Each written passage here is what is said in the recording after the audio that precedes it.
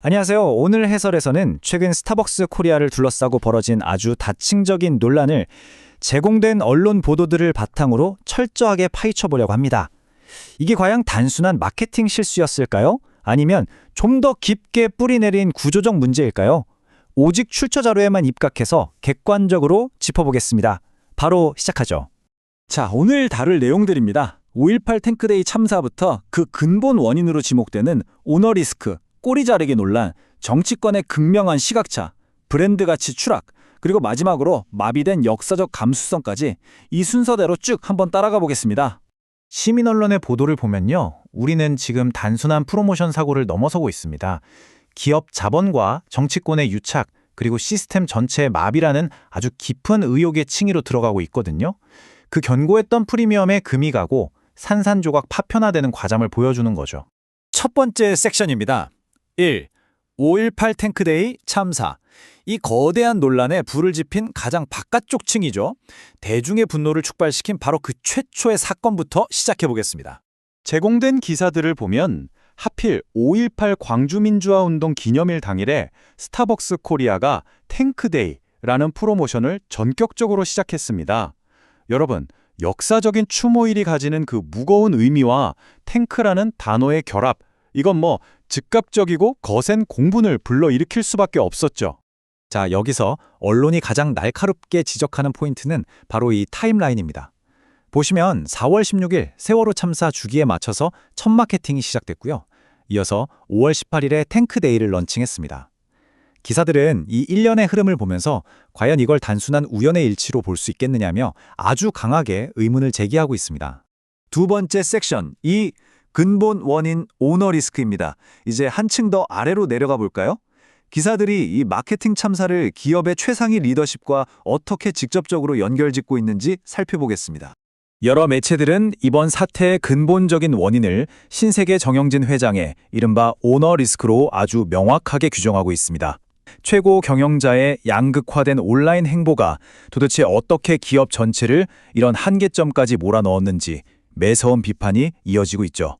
제공된 자료들에서는 이런 구체적인 이력들을 짚어냅니다. 회장의 우파 성향 SNS 활동, 이른바 멸콩 해시태그 챌린지 주도, 세월호 추모 문구를 조롱조로 패러디했다는 논란, 그리고 특전 이념단체 행사 지원까지. 언론 보도에 따르면 바로 이런 행보들이 위에서부터 하달되면서 결국 사내의 역사적 감수성 자체를 완전히 둔감하게 만드는 그런 환경을 조성했다고 분석하고 있습니다. 이어서 세 번째 섹션 3. 꼬리 자르기와 책임 전가입니다. 위기가 닥쳤을 때 기업이 어떻게 조직적으로 대응했는지, 그리고 그 책임의 화살이 어디로 향하고 있는지 매체의 분석을 한번 들여다보죠. 시민 언론은 이번 사태를 두고 조직적으로 기획된 미필적 고의라는 굉장히 강경한 시각을 내놓고 있습니다. 그러니까 이게 단순히 운이 나빴던 어떤 개인의 실수가 아니라 거대한 기업 구조 내에 아주 체계적이고 의도적인 무감각이 방치되어 있었을 가능성을 제기하는 겁니다. 도대체 이 기획이 어떻게 무사통과될 수 있었을까요? 단계를 한번 보시죠. 실무진이 최초로 기획을 하고 중간 관리자들이 검토를 하고 최고 경영진이 최종 승인을 내립니다. 기사들은 이 촘촘한 결제 라인 그 어디에서도 단 한 번의 제동이 걸리지 않았다는 사실 자체가 이미 조직 전체의 감수성이 마비되었다는 아주 뼈아픈 증거라고 지적합니다. 정용진 회장은 이번 사태에 대해 이른바 경로를 하면서 대표를 즉각 해임했는데요. 하지만 보도 매체들은 이를 두고 명백한 꼬리 자르기라고 비판하고 있습니다. 본인 스스로 만들어낸 편향된 기업 문화인데 그 책임을 아래로만 떠넘기는 책임의 외주화라는 아주 날카로운 지적이 나오는 이유죠. 네 번째 섹션입니다. 4. 정치권의 극명한 시각차. 이제 이슈의 껍질을 한 겹 더 벗겨내서요. 이 논란이 정치권으로 어떻게 뻗어나갔는지 철저히 객관적인 시각에서 확인해 보겠습니다. 제공된 출처들을 보면 정치권의 반응이 정말 극명하게 엇갈립니다. 더불어민주당을 비롯한 진보정당들은 이번 사태를 반인륜적 폐륜으로 규정하고 경영진의 직접 사퇴까지 촉구하는 등 아주 맹렬한 비난을 쏟아냈습니다. 반면 기사들에 따르면 여당인 국민의힘은 공식적인 당 차원의 논평 없이 완전한 침묵을 유지했고요. 일부 지역 인사의 경우엔 샌드위치를 먹겠다는 식으로 사태를 희화화하는 듯한 발언을 해서 논란을 키웠다고 전하고 있습니다. 이처럼 양 진영의 극명한 반응 차이가 보도를 통해 그대로 드러나고 있죠.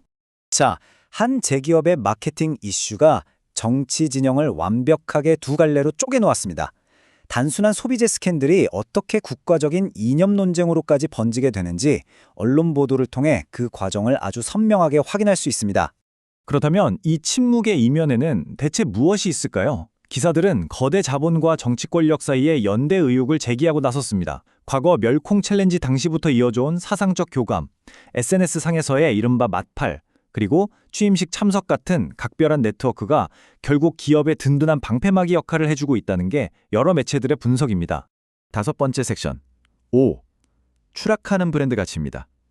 이처럼 꼬리에 꼬리를 무는 논란 속에서 기업이 현장에서 직면한 즉각적이고 경제적인 타격에 대해 살펴보겠습니다. 출처 자료에 따르면요, 한때 프리미엄 커피의 대명사였던 스타벅스 코리아는 현재 걷잡을 수 없는 대규모 불매 운동에 직면한 상태입니다. 이제는 매장에 가는 것 자체가 소비자들에게 일종의 사회적 부담으로 작용하면서 그 견고했던 브랜드 자산이 한순간에 혐오와 반감의 대상으로 조각나버렸다는 거죠. 마지막 6번째 섹션 6. 역사적 감수성 마비입니다. 드디어 오늘 해설의 가장 깊은 핵심에 도달했네요. 이 특정 사건이 비추고 있는 더 넓은 사회 전반의 파장을 바라보겠습니다. 언론은 이번 참사가 단순히 운 나쁜 해프닝으로 끝날 일이 아니라고 경고합니다. 이게 우리 사회 저변에 마치 독버섯처럼 번지고 있는 역사적 기억상실증의 무서운 징후일 수 있다는 건데요. 거대 저본의 이런 무력사적인 태도가 파장을 일으키면서 우리 일상으로 어떻게 스며들고 있는지 정말 주의 깊게 지켜봐야 할 대목입니다. 보도에 따르면 대기업의 이런 무감각은 안타깝게도 현재 청소년 교육 현실과도 깊이 맞닿아 있습니다. 안중근 의사의 의사를 병원 의사로 오해한다거나 3.1절을 소수점 3.1절로 읽고 심지어 10대 학생들이 4.3 사건 피해자를 조롱하는 현상까지 벌어지고 있죠. 게다가 SNS 알고리즘을 통해 극우 밈 같은 왜곡된 정보에 무방비로 노출된 우리 아이들의 현실을 보면 이건 정말 무겁고 심각한 데이터가 아닐 수 없습니다. 커피 한 잔을 둘러싼 이 거대한 사태, 만약 이게 우리 사회 전체의 깊은 역사적 균열을 비추는 거울이라면 말이죠. 또 다른 시스템적 붕괴를 막기 위해 우리는 오늘 어떤 뼈아픈 집단적 자각을 시작해야 할까요? 출처 자료에 기반한 오늘의 통찰이 여러분의 깊은 사유로 이어지기를 바랍니다. 영상이 유익하셨다면 구독, 좋아요, 알림 설정으로 응원해주세요.